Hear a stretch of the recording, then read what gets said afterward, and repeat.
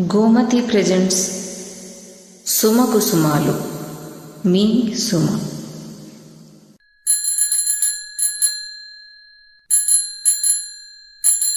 భమిడిపాటి వెంకటేశ్వరరావు గారు.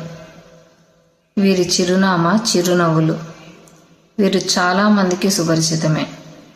జీవితంలో జరిగే సంఘటనల నుండి చక్కని హాస్యాన్ని పుట్టిస్తారు. ఆ హాస్యం కూడా ఎంతో అందంగా లలితమైన పదాలతో ఉంటుంది.